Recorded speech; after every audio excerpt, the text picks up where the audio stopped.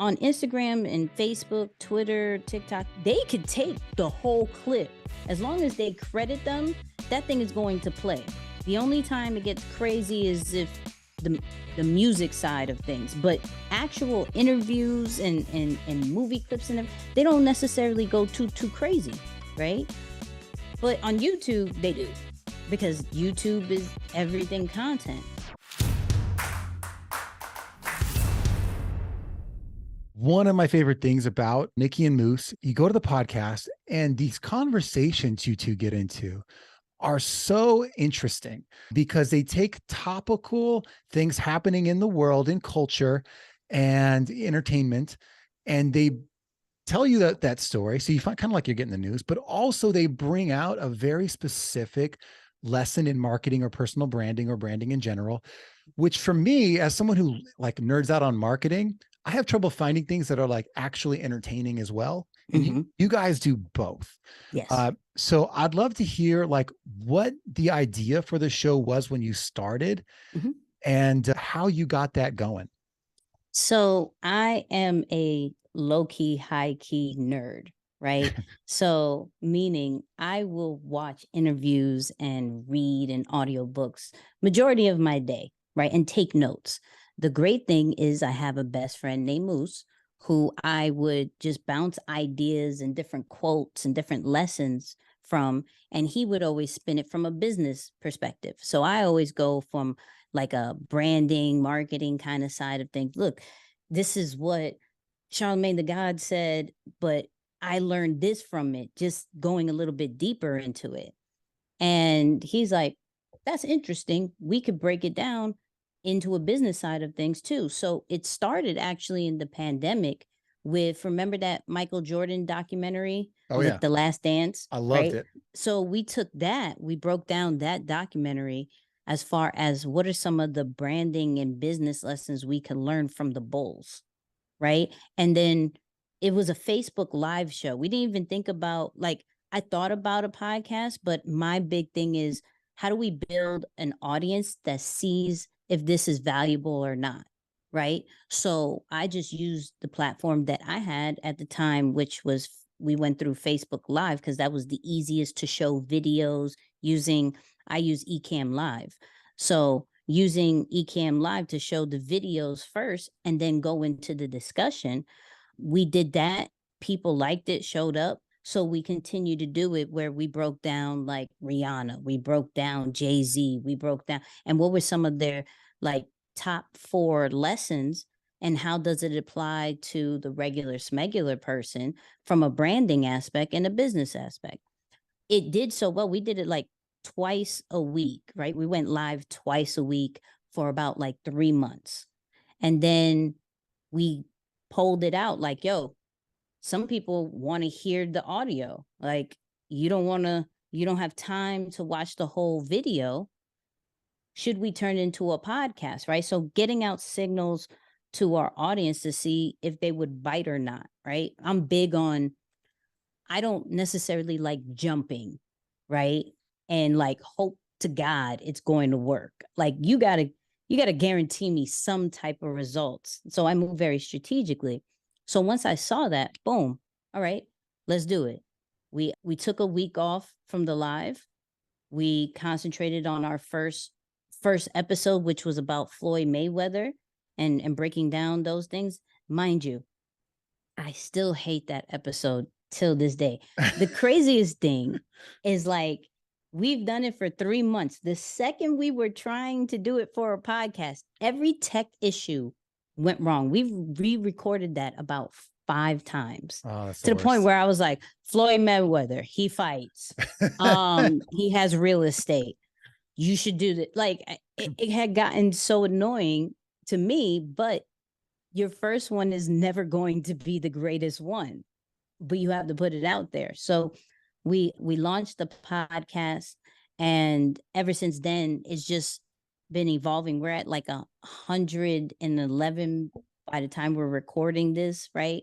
And the journey of like, okay, I look at an interview, I get the lesson, I break it down, not only giving extra exposure and love to the interview or the podcast that I'm watching, and we put it on the show, but also what people may fly by as far as just part of the interview. No, grab this part. How can we apply this to our personal brand? Because and this is why I love entertainers, is like they take, especially musicians, they take air and brand it, right? You can't really hold music. So you have to be creative with the marketing. You have to be creative with how you use social media. So yeah, low key geek, as you could hear as I'm ranting about it, but it all started from, I watch a whole bunch of interviews.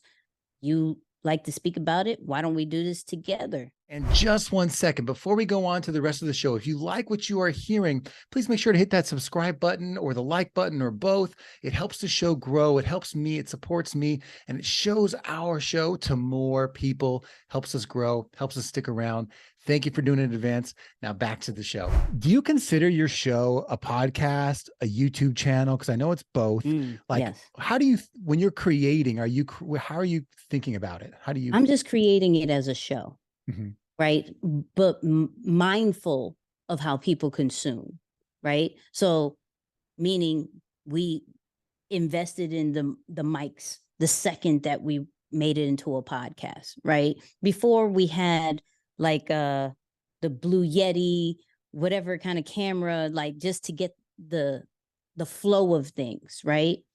But once we turned it into the podcast and we started getting serious with YouTube, okay, let's get the right camera, let's get the right equipment, that whole nine, because this is bigger than just audio. This is just bigger than just video. Can be consumed in multiple ways, right? So I just consider it more as a show, like a super educational show that people will, like, when they find it, it's like, oh, this is the blueprint to how this person did it. This person did it. This is like, and we look at like these big entertainers and influencers and brands, and we just look at their accolades and what they've done, but what are the obstacles that they, and the little lessons that they give in these podcasts, and how do we apply it? That's the show that picks up things that no one else would really want to talk about. Yeah. Well, I hope that you agree that invitation's the highest form of flattery, because I don't know if it was inspired by that through osmosis or not, but I was like, man, I've been wanting to talk about just things about like certain people in life that I've learned things from. And so I'm like, okay, I'll do these like little personal brand profiles, but they weren't topical. They weren't like this happened in the news today or this, like, which I think is a whole other way, like great way of getting attention. Yeah. It was like, literally like Top Gun just came out, but really I want to talk about the original Top Gun and the lessons I learned from Maverick, who flew the planes. Yep. Like, I want to go way back and talk about this random thing. So, and that's kind of how I was going about it. But I was like, I just was inspired. I was like, I want to talk about these lessons I'm learning in general that aren't as topical. But I had trouble in producing some of this stuff because I'm like, okay, Bruce Lee. I love Bruce Lee, right? He's got these amazing quotes, these things he says that are just very inspiring. And I'm like, okay, I want to use that quote and tell people like what that means to me and what I interpret from that. And I use it, and then I get flagged for like, content violations of using. How are you getting around some of this stuff in terms of what's the right way to use this stuff that is not going to be a pain in the butt to actually make your content more interesting? Because I think a lot of people should be doing this. Right. So it's an ongoing battle. I ain't gonna lie. I actually had this conversation with one of Sean Kennel's team member, Chris, too. Yeah. Right. So our workaround for not getting flagged, because we used to in the beginning, because we were like 1-2 minute clips. Here you go. Shout out to Evan Carmichael. Like, he does it all the time. So I was like, I want to ask him too. Yeah, exactly. Right. I'm like, how do you do this? Right. So for us now, we take about no longer than 30 seconds and we put music underneath it. Right. And then learning from some of these reaction videos on YouTube where they play whole songs, movie clips, but if you pay attention, and this is what I learned from Chris, where They would play it for a little bit, stop, talk, right? And so this is something that I'm even thinking about for future content, where I can possibly talk about a longer clip, go over a whole like 10-minute interview just of that particular section that he talked about branding or whatever.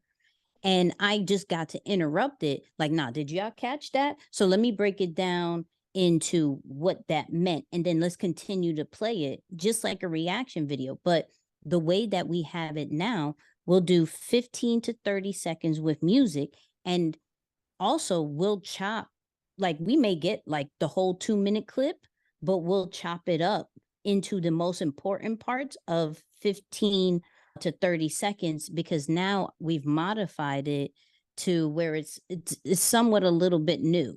And so that's kind of our workaround, where we show each other on the clip, right? We play the music, because you before, and I know certain outlets, like shout out to the Breakfast Club, they do not play. You cannot really get anything from them. I don't care if it's like 10 seconds, they will flag you, right? And I had to be okay with some of the things, depending on the topic, it not being monetized. I just had to be okay with that. It didn't say you couldn't use it, right? And that's where I got very confused. Like the content ID situation is more of, you can't monetize, but this could be up on YouTube. And for me, there's always that, what is going to be brand awareness and what is going to be for, you know, the monetization. So, and that's why we do kind of topical conversations as well. So if we was to talk about Elon Musk and the $8 Twitter verifications, right? We'll take that, but then we'll also flip it later down in the episode of, you know, Elon Musk got here by doing these particular things to become a boss, right? So we'll do the ones that he said what Twitter Blue was going to give out.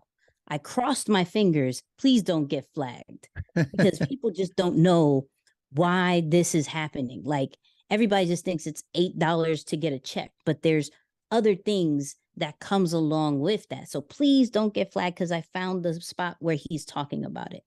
But then if that gets flagged, cool. If it doesn't, even better.